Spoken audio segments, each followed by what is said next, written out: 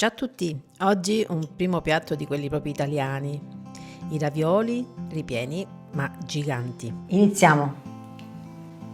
Spinaci freschi, puliti e lavati, andiamo a cuocerli. Io non li bollo, li metto direttamente in padella con uno spicchio d'aglio, un filo d'olio e li lascio appassire piano piano, magari con l'acqua che uscirà dal lavaggio e la loro acqua stessa, un pizzico di sale e copriamo finché si appassiranno e si asciugheranno bene. Intanto preparo anche il sugo di pomodoro, un filo d'olio, sempre aglio e il pomodoro.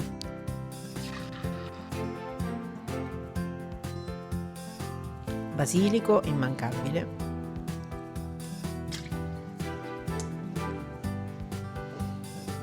E già il profumo cambia. Un pizzico di sale anche qui e pepe nero se piace, se no no, va benissimo lo stesso, e lasciamo cuocere piano piano, deve ridursi. Tanto gli spinaci sono già appassiti, vedi? Facciamo asciugare l'acqua oppure li puoi strizzare. Il sugo sta andando, abbassiamo un po'. Gli spinaci li metto in una scola pasta, così perderanno ulteriore liquido in eccesso, oppure li puoi strizzare a mano se preferisci. E ci dedichiamo alla pasta, quindi prepariamo la pasta fresca all'uovo. 100 g di semola rimacinata, 100 g di farina 00, 2 uova. Puoi farlo in ciotola se preferisci.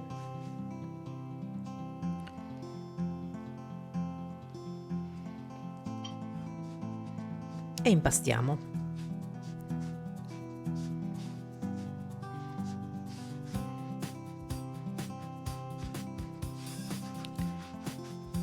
Le dosi della pasta vanno bene per 2-3 persone.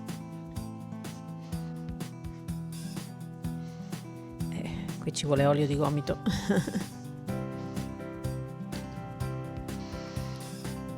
Ci sfoghiamo un po'. Puoi farla anche all'impastatrice, ce l'ho, ma la faccio a mano. Quando è poca,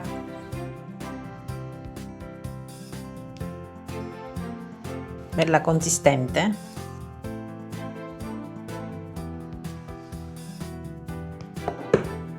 la facciamo riposare per almeno mezz'oretta. E intanto preparo il ripieno. Vedi quanta acqua hanno lasciato? Gli spinaci, da tanti che sembrano tantissimi, prima di cuocerli poi diventano pochissimi.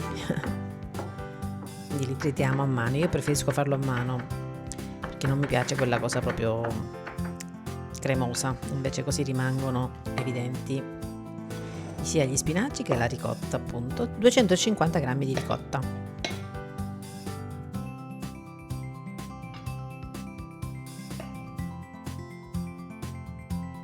E aggiungo poco sale, giusto per correggere, e pepe. Ci vuole il pepe nero, ci sta benissimo. E un pizzico di noce moscata, proprio un pizzico. Un albume d'uovo e non resta che amalgamare il tutto. 2 cucchiai di formaggio parmigiano o grana grattugiato e il ripieno è pronto. Intanto l'impasto ha riposato e ora lo possiamo stendere con il mattarello. Oppure, sempre se preferisci, puoi usare tranquillamente la macchinetta per la pasta, fai prima sicuramente, ma io oggi ho voglia di lavorare. Poi sono quei gesti che mi ricordano tanto mia nonna, mia mamma ancora lo fa e quindi mi piace ogni tanto. Poi quando è poca, ripeto, è facile, quando sono grandi quantitativi diventa un po' più difficile, ma si può fare tranquillamente a mano. Ci aiutiamo con un po' di farina se serve e girando e rigirando la allarghiamo piano piano. Se fate come me, cioè che diamo qualche colpetto così ogni tanto, si agevolerà la stesura. Arrotoli bene, naturalmente metti un po' di farina se serve, e poi girando girando, allargando con le mani e poi trac. Così si velocizzerà la stesura.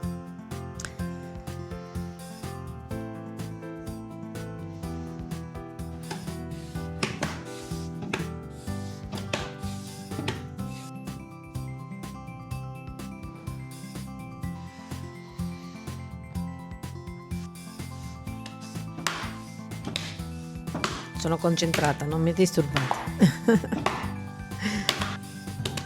Allora, deve venire abbastanza sottile, il più sottile possibile. Quindi ancora un altro pochino. La stenderei. Anche se già si vede il marmo sotto. La venatura del marmo. Va bene, dai.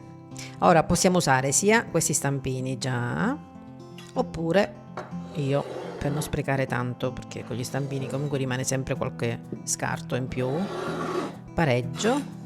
Naturalmente questi poi verranno rimpastati. Io ho aggiunto negli angoli qualche pezzettino di pasta e divido virtualmente a 3 parti, perché voglio farli grandi. Se tu vuoi farli più piccoli, dividi in 4 magari, e metto un bel mucchietto, ma proprio bello grosso, così, ravvicinati ma non troppo, seguendo la linea guida più o meno che abbiamo fatto prima. All'interno metto dell'asiago, formaggio, puoi mettere provola, qualsiasi altro formaggio filante. Taglio l'altra parte, metto l'acqua intorno perché la pasta sia un po' asciugata, con la farina.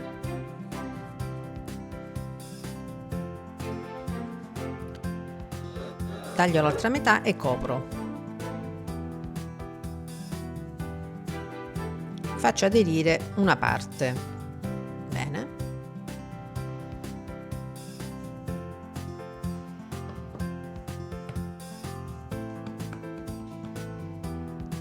Faccio uscire l'aria, tutta l'aria, così non si riempirà d'acqua quando poi li bolliremo, e dopo sigillo l'altra parte. Vedi, sono grandissimi. Almeno risparmiamo tempo, così ne faremo di meno e accorciamo di molto la fatica. Ne bastano 2-3 a testa e siamo a posto.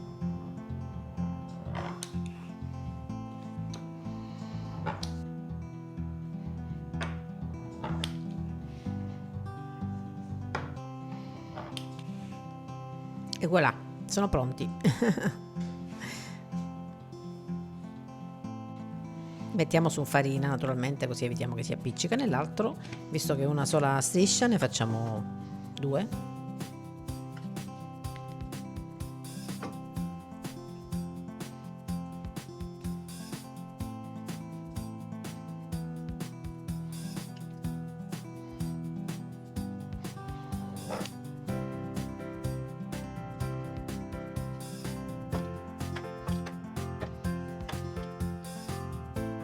I ritagli naturalmente li rimpastiamo insieme agli altri e li facciamo riposare, poi li stenderemo eventualmente. E sono pronti. Noi siamo in 2, quindi 3 per 1. Anzi, forse 4 e 2. Io 2. Andiamo in cottura. In acqua bollente, a bollore, salata. E li buttiamo. Questi non dovete aspettare che salgano a galla perché sono già a galla, quindi dategli il tempo di almeno che la pasta cuocia, quindi 8-10 minuti ci vogliono, perché la pasta è abbastanza doppia, quindi deve cuocere. Tranquilli, non scuoceranno perché hanno le uova nell'impasto e rimarranno belle in forma. Come vedi non è uscito niente. Poi il grado di cottura lo regoli in base alle tue esigenze, se ti piace più cotto o meno cotto. Il sugo vedi come è ritirato pure, bello ristretto, Quindi facciamo una base di sugo bollente appena spento dal fuoco. Vi faccio vedere due modi di impiattare.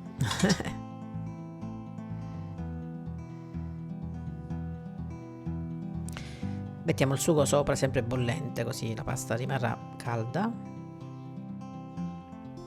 Tantissimo formaggio. A me piace la pasta col formaggio, deve essere tanto. Basilico per dare un po' di colore e un filo d'olio e siamo pronti per mangiarla. Veloci veloci perché sennò si raffredda.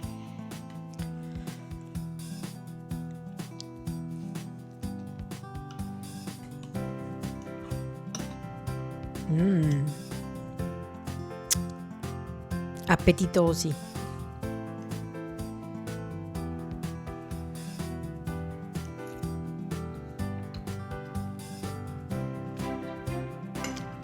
Buonissimo. Ora vi mostro come impiattare in modo diverso, più carino secondo me. Intanto quell'altro piatto se lo stanno mangiando,